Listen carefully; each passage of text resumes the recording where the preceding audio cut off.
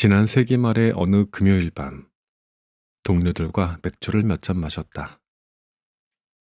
사회 인류학자들이 모여 술을 마시며 한담을 나눌 때면 종종 그렇듯이 대화는 사회 인류학적 주제에서 먼 길로 빠지곤 한다.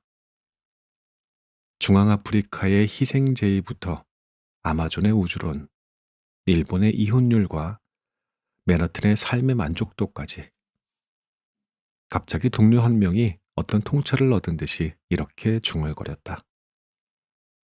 토마스, 인생의 의미는 세 가지인 것 같아.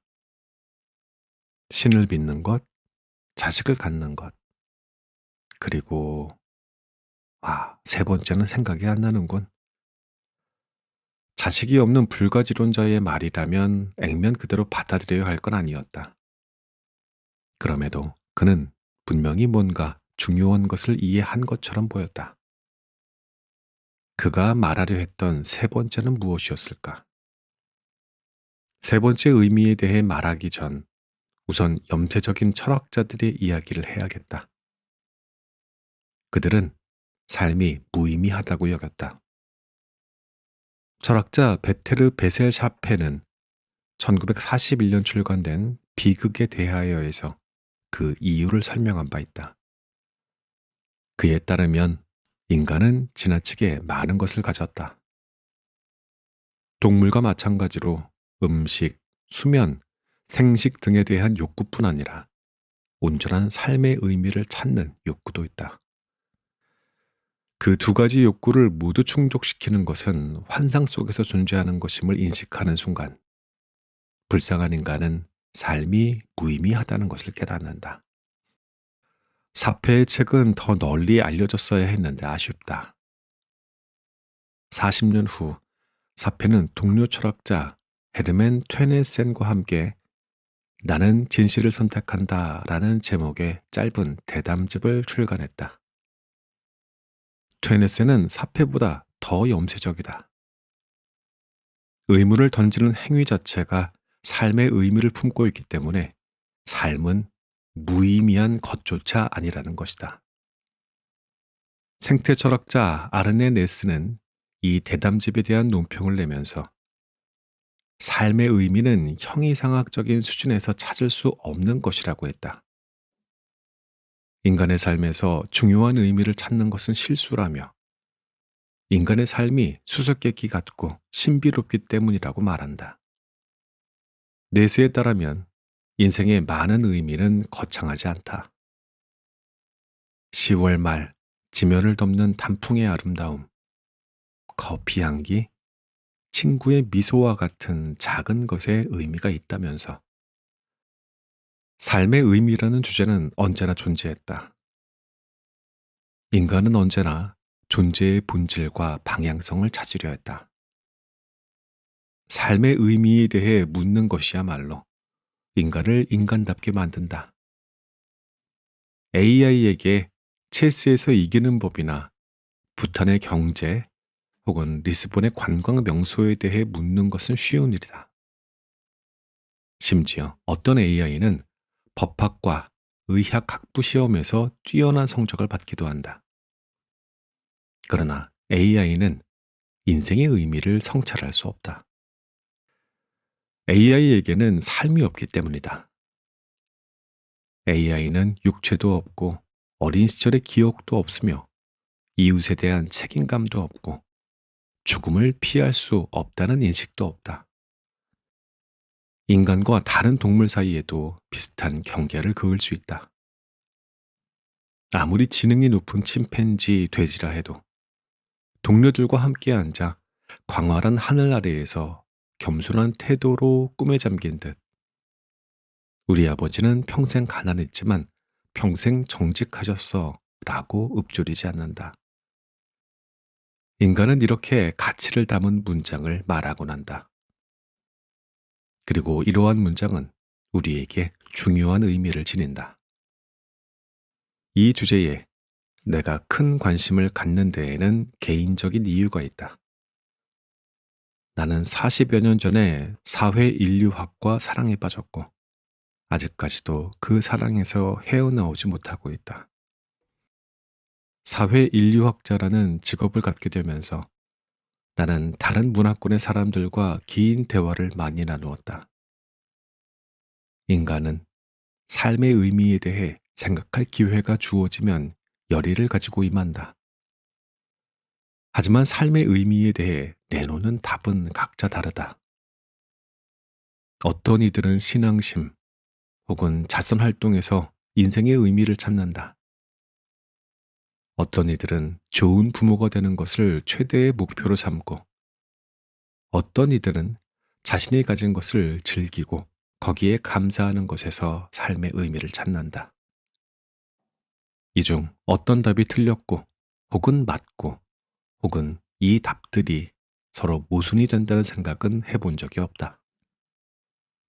삶의 의미에 대한 물음은 2016년부터 암과 싸우는 동안 내가 얼마나 나약한지 깨달으면서 특히 큰 무게로 다가왔다. 암이 재발했던 시기로부터 나는 느린 시간이라는 귀중한 선물을 받았다. 느린 시간이 있었기에 나 자신에 대해 다시 깨닫고 다른 모든 것들과 관계를 맺을 수 있었다. 인류는 과학과 기술에서 크게 진보해 왔다.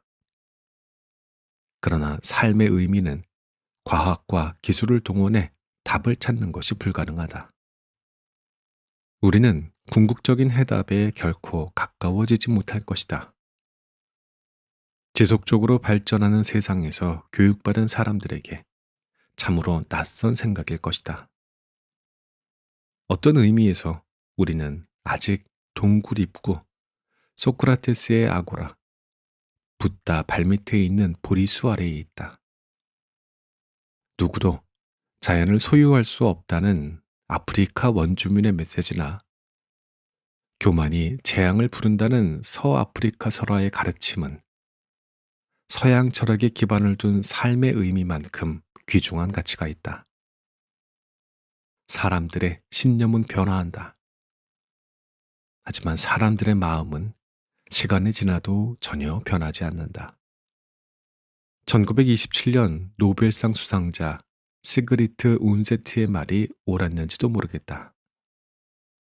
화려하게 꾸며진 문화적 허식, 외적 규칙과 규범, 기술과 사회적 형태를 벗겨내면 서로 다른 것처럼 보이지만 우리 모두가 궁극적으로는 같은 동기에 의해 움직이고 있으며 시간과 공간을 초월해 공감대를 가질 수 있다. 자신과 전혀 다른 사람도 얼마든지 이해할 수 있다. 필요한 것은 인내와 상식, 경청하는 능력뿐이다. 삶의 의미, 좋은 삶이란 무엇인가에 대해 생각해보면 지금까지 살아온 모든 사람들이 동시대인처럼 느껴진다. 세익스피어, 몽테뉴, 마르쿠스 아울렐리우스, 아리스토텔레스는 같은 주제로 대화를 나누는 동등한 파트너이다. 이들에게 삶의 의미가 아닌 진화의 메커니즘이나 암의 원인에 대해 묻는다면 이런 상상은 결코 할 수 없을 것이다. 아메리카 원주민, 서아프리카의 그리오, 고대 철학자, 근대 초기의 극작가들이 제시한 해답에는 공통점이 있다. 그 누구도 만족스러운 삶과 소비주의나 쾌락주의를 연결하여 설교하지 않는다. 야망이 의미 있는 결과를 가져올 수 있지만 쳇바퀴에서 끝없이 성취를 추구하는 것이 삶의 의미를 찾는 방법이라고 주장하는 사람은 아무도 없다. 삶의 본질적인 의미 중 하나는 그 자체로 가치가 있는 자기 목적적 행동에 있다. 해먹에 누워 소설을 읽을 때 여유롭게 낚시할 때만큼 좋은 것이 없다고 말하는 사람들이 있다. 이에 반대하는 사람은 목적 없는 활동이 무슨 소용이냐고 목소리를 높일 것이다. 트리니다드 토바고에서는 세련되고 우아한 삶의 방식이 있는데 느긋하게 주변 사람과 어울리며 그 시간을 즐기는 라이밍이 그것이다. 수업을 듣지 않고 운동장 나무 밑에서 수다를 떨던 학생들에게 교장 선생님이 뭐 하냐고 물었는데, 이때 학생들이 나무에 석회치를 하고 있다고 둘러댄 것에서 유래된 말이다. 이후 라이밍은 사람들과 딱히 목적 없이 어울려 다니며 즐기는 행위를 뜻하는 은어로 자리를 잡았고, 이 특별한 카리브해의 은어가 만들어낸 문화 속에서 훌륭한 풍자와 칼립소 음악, 좋은 시가 탄생했다. 특별한 일은 별일 없을 때 탄생한다. 당신에게 인생 마지막 날, 가장 중요한 것은 무엇인가? 신의 계획을 충실히 실천하는 것, 낯선 사람을 위해 선행하는 것, 무조건적인 사랑을 주고받는 것, 순간을 사는 것, 반대로 장기적으로 생각하고 그에 따라 행동하는 것. 이 모든 질문에 대한 답은 예스이다. 누구에게, 언제, 특히 어떻게 묻느냐에 따라 답은 달라진다. 어떤 사람들은 마치 평범한 인간들은 접근할 수 없는 엄청난 발견을 한 것처럼 자기계발서를 쓴다. 지금까지는 그랬다. 이들은 인생의 의미가 자기계발에 있다는 결론을 내리기도 하고, 목표를 달성하기 위해 지켜야 할 것들을 12가지 목록으로 만들기도 한다. 나는 권위적인 훈계를 못 참는 사람이고, 이 책을 읽을 당신 역시 나와 비슷하다고 생각하고 싶다. 문화적인 다양성과 프로그레시브 록에 대해서는 내가 웬만한 독자들보다 아는 것이 많겠지만, 불교, 지속 가능한 임업, 크로스컨트리 스키에 대해서는 나보다 많이 아는 독자들이 있을 것이다. 그러나 우리는 서로를 이해하고 아이디어를 교환하며 해결책과 이득을 얻을 수 있다. 어차피 모든 사람에게 적합한 것은 존재하지 않는다. 삶의 의미를 각성하는데 열렬한 신앙심이나 인종차별에 맞서는 불타는 열정이 필요하다는 의견은 어떤가? 세이셀에 사는 한 크리스천 여성은 세이셀에 사는 무슬림도 하나님을 경외하기 때문에 그들과 더없이 편안한 관계를 맺고 있다고 말했다. 그렇다면 유일신을 믿지 않는 사람들과는 어떻게 지낼 거냐고 반문하는 사람도 있을 것이다. 아이를 낳고 재산을 늘리는 일이 전 세계 거의 모든 곳에서 대단히 의미 있는 일로 간주되며, 이러한 점에서 내 친구들의 말은 영 틀린 것은 아니었다. 하지만 모든 사람이 자녀를 갖는 것은 아니다. 자식을 갖지 않겠다는 사람들도 있다. 삶의 의미가 땅에 떨어진 낙엽, 무릎 위에서 가르릉거리는 고양이, 따뜻한 커피 한 잔과 같은 작은 것에 있다는 의견은 또 어떤가? 세계 정의와 기후와 같은 큰 것들에 대한 책임에서 손을 놓아도 될까? 자선은 가정에서 시작되는 것이 맞지만, 그렇다고 자선이 거기서 끝나는 것이 아니다. 이는 삶의 7가지 의미를 짚어보며 내가 던지는 질문 중 일부이다. 이 책을 쓰면서 나름의 통찰을 얻었다. 삶의 선하고 유용한 의미에는 중요한 공통점이 있다는 사실 말이다. 그것이 철학이라는 학문으로 표현이 되든, 수도원에서 수백 년에 걸친 명상으로 얻은 지혜로 표현되든, 고민 상담 컬럼이나 남아프리카 마을의 일상으로 표현되든 공통적으로 품고 있는 의미는 같다. 삶의 의미는 지속 가능하고 중립적이며 자유롭다. 삶의 의미는 관계로 이루어진다. 이 책의 초고를 완성한 후 우리 자신을 주위의 모든 것과 연결하는 실에 대한 긴 에세이를 썼다는 사실을 깨달았다. 이 가는 실들이 모여 거대한 테피스트리를 만든다. 그 촘촘한 관계망 안에서 우리는 시간과 공간을 뛰어넘는 거대한 합창단을 이루며 그 안에서 우리는 각자 작은 목소리를 낼 수 있다. 이런 실타래가 바로 삶을 의미 있게 만든다.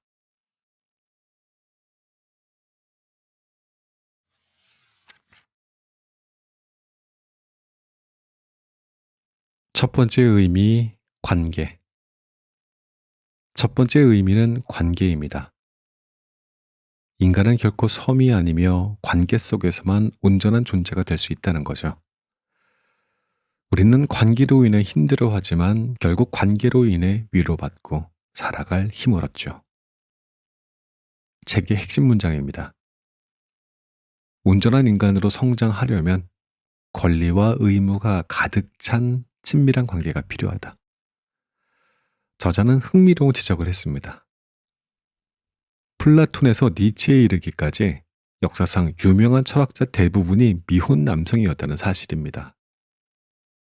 그는 그들이 이론 너머의 것들, 즉 사람들을 연결하는 사랑이라는 가느다란 실, 배신과 용서, 무조건적인 헌신처럼 깊고 헌신적인 관계 속에서만 온전히 피어나는 감정의 심연을 제대로 이해하지 못했을 수 있다고 날카롭게 지적합니다.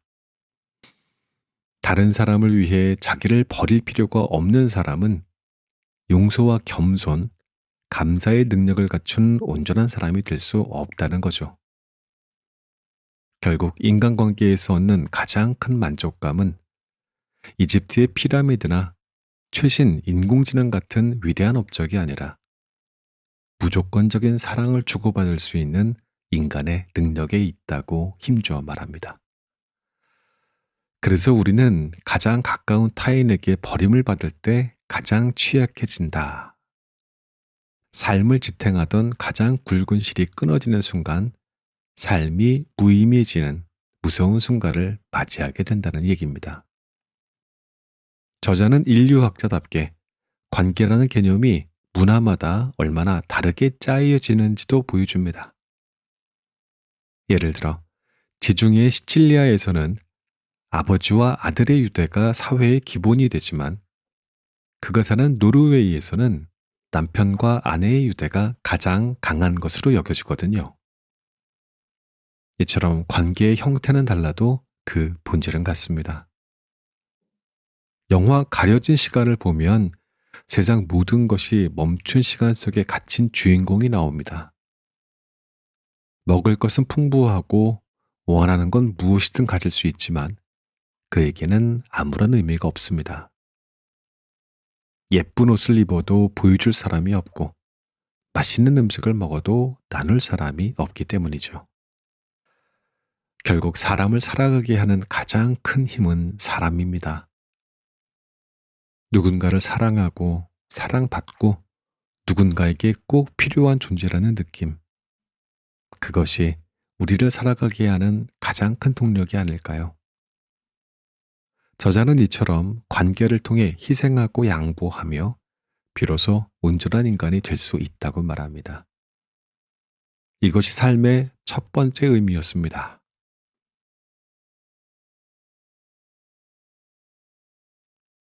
두 번째 의미는 결핍입니다. 저는 이 챕터가 제일 좋았는데요. 현대사회의 가장 큰 문제는 부족이 아닌 풍요거든요. 항상 구할 수 있는 것에는 가치가 없죠. 이로 인해 오히려 결핍이 가장 희귀한 자원이 되었다는 역설적인 상황. 저자는 여기서부터 이야기를 시작합니다. 갈증을 모르는 사람은 물의 가치를 모른다. 결핍은 이처럼 가치를 창출합니다. 저자는 1981년 터키 이스탄불에서 겪었던 일을 생생하게 묘사해요. 기차 여행 내내 극심한 갈증에 시달리다가 마침내 도착해서 마신 펩시콜라 한 병. 거품이 이는 차갑고 달콤한 음료가 목구멍을 적시는 그 순간의 황홀경을 그는 이렇게 표현합니다. 몸은 가뭄 끝에 비가 내린 땅과 같은 반응을 보였다. 비가 매일 내렸다면 땅은 그 차이를 알아차리지 못할 것이다. 이와 정반대의 극단적인 경험도 있었습니다. 저자의 한 친구는 남극 탐험 중에 혹독한 추위와 공포를 견뎌야 했는데 그때 하루의 하이라이트는 텐트 안에서 마시던 따뜻한 인스턴트 코코아 한 잔이었다고 해요. 이스탄불의 타는 듯한 더위와 남극의 얼어붙는 추위, 극과 극의 상황이었지만 극심한 결핍이 평범한 음료 한 잔을 인생 최고의 순간으로 만든다는 점은 똑같았습니다. 결핍의 또 다른 중요한 역할은 삶의 마찰과 저항을 만든다는 것이에요. 이 저항으로 인해 우리는 삶의 전력을 다하게 되고 극도로 어렵지만 반드시 달성해야 할 과제를 깨닫게 되며 이는 결국 성취로 이어집니다. 물질적인 결핍뿐만이 아니고요. 타인의 인정에 대한 갈망 같은 정서적인 결핍 또한 우리를 성장하게 만드는 강력한 동기가 됩니다. 제가 어렸을 때 비디오 테이프 한 편 빌려보는 것이 진짜 큰 즐거움이었거든요. 시골에서 자랐으니까 보고 싶은 영화를 극장에서 다 볼 수는 없었습니다. 그러면 그 보고 싶은 영화가 출시된다는 소식이 나오면 비디오가 나올 때까지 가슴 설레며 기다렸던 기억이 생생합니다. 하지만 지금은 어떻습니까? OTT 서비스를 켜기만 하면 수만 편의 콘텐츠가 저를 기다리고 있습니다.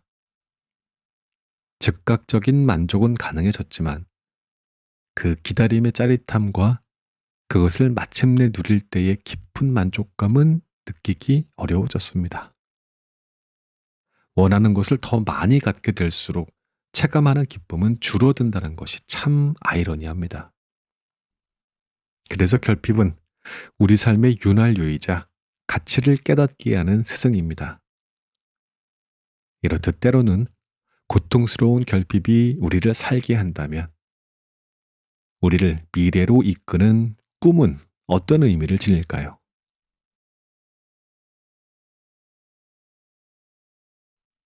바로 다음이 세 번째 의미, 꿈입니다.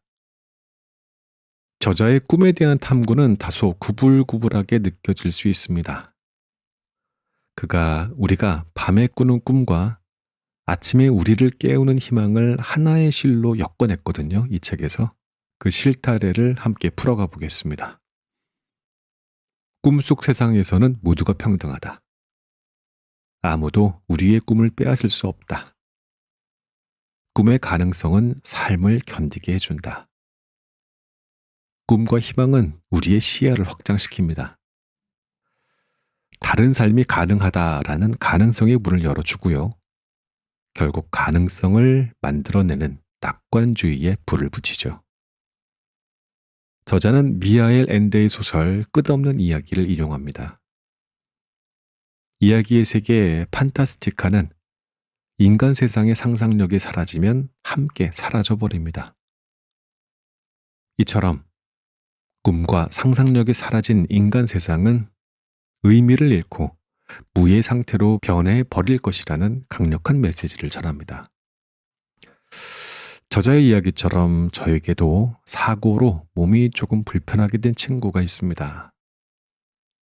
그런데 그는 여전히 놀라울 만큼 긍정적인 에너지를 잃지 않고 있어요. 저는 그 이유가 꿈에 있다고 생각합니다.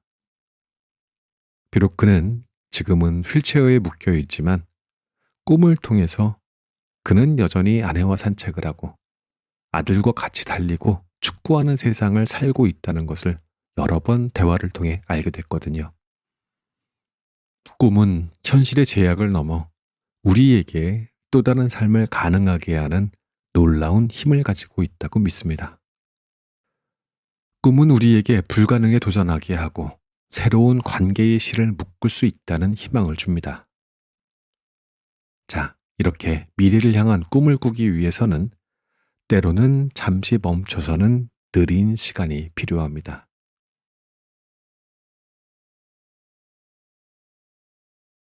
네 번째 의미는 느린 시간입니다.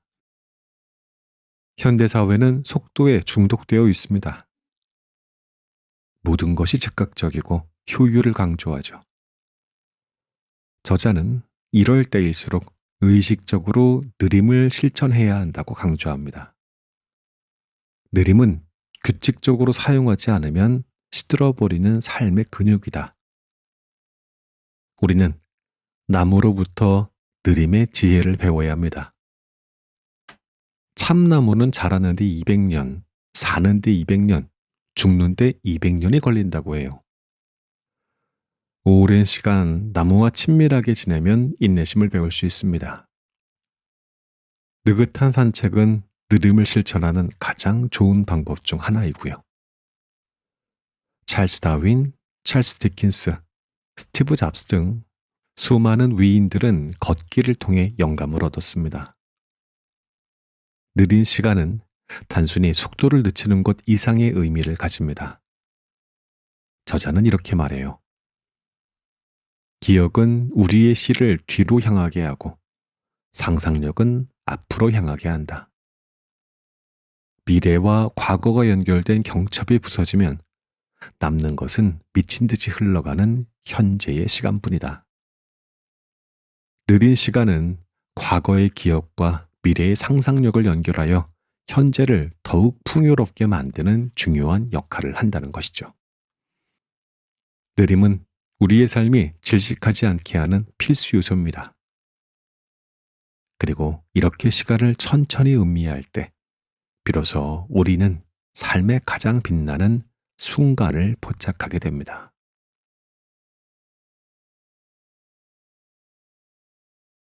다섯 번째 의미는 바로 순간입니다. 인생의 의미는 거창한 미래 계획에만 있는 게 아니거든요. 바로 지금 이 순간을 온전히 즐기는 능력에서도 찾을 수 있습니다. 사는데 때로는 한순간으로 충분할 수 있다. 기억에 오래 남는 순간에는 공통적인 요소가 있죠. 바로 놀라움입니다. 짧고 강렬한 놀라움의 순간들이 모여 우리 지혜의 총량을 증가시킵니다. 저자는 인공지능은 결코 이 순간의 의미를 이해할 수 없다고 단언해요. AI는 호기심이 없고 경이로움을 느끼지 못하기 때문이죠. 밤하늘의 무한한 별을 보며 스스로가 작은 먼지가 된 듯한 느낌을 그들은 받을 수 없다는 겁니다. 이렇게 지금 이 순간에 집중하는 것을 마음 챙김이라고 했어요. 이는 먼 미래를 계획하는 것과는 다른 종류의, 그러나 그에 못지않게 중요한 삶의 의미를 제공합니다. 힘들고 고됐던 일주일을 버티게 해주는 힘은 무엇일까요? 주말에 떠날 여행 계획일 수도 있지만 지난 여행에서 경험했던 어느 찬란했던 순간의 기억일 수도 있습니다. 고작 3분의 롤러코스터를 타기 위해 1시간을 기꺼이 기다리는 것처럼 우리의 삶을 지탱하는 것은 어쩌면 몇 번의 강렬하고 행복한 순간의 기억일지도 모르겠어요. 아무리 짧은 순간도 충분히 의미 있을 수 있습니다. 이렇게 삶의 순간들을 소중히 여기는 것과 더불어 우리는 삶의 여러 요소들 사이에서 균형을 잡아가야 합니다.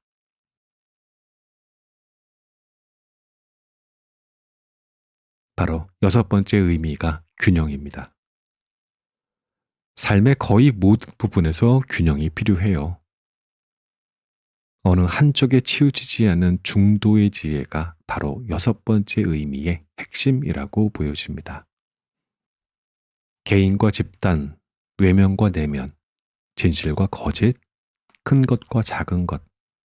우리 삶은 이처럼 상반되는 요소들 사이의 균형을 끊임없이 요구합니다.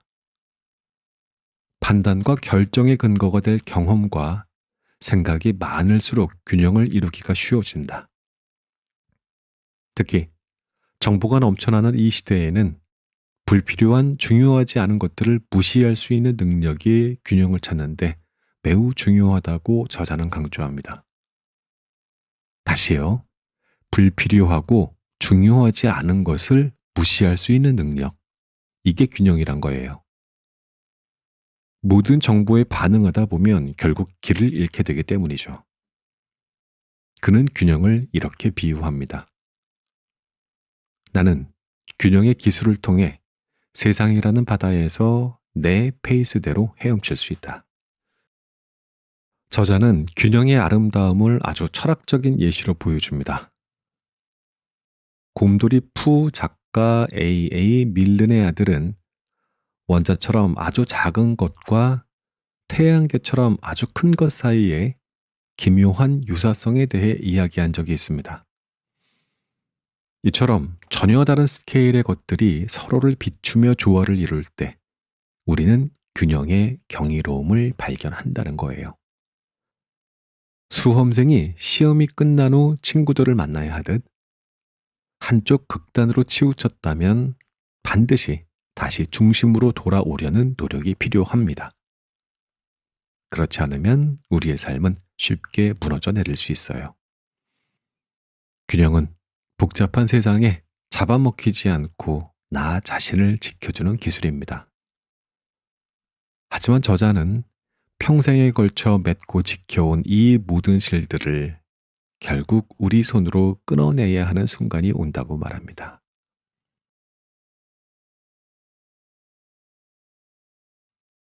그가 말하는 일곱 번째 마지막 의미는 실 끊기입니다.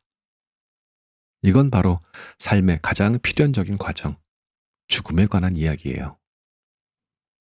삶의 유한함이 역설적으로 삶의 무한한 의미를 부여하는 가장 중요한 요소임을 저자는 담담하게 풀어냈습니다. 소크라테스는 철학을 하는 것은 죽음을 위한 준비라고 말했다. 그렇다면 좋은 죽음이란 무엇일까요?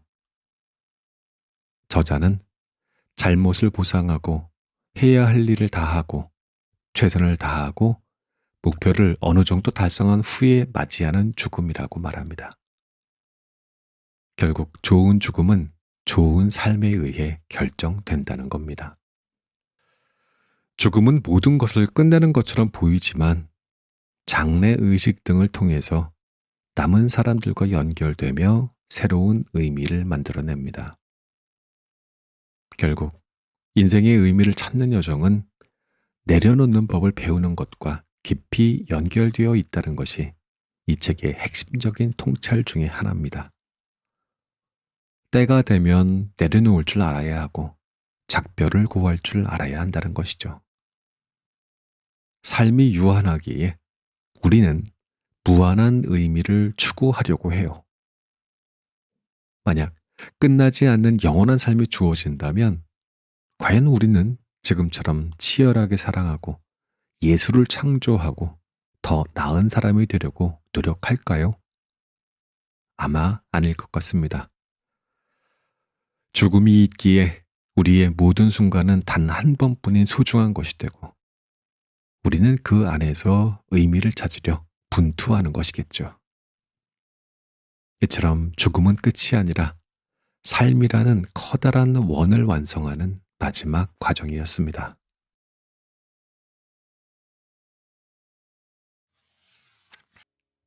그것이 바로 이 책이 우리에게 남긴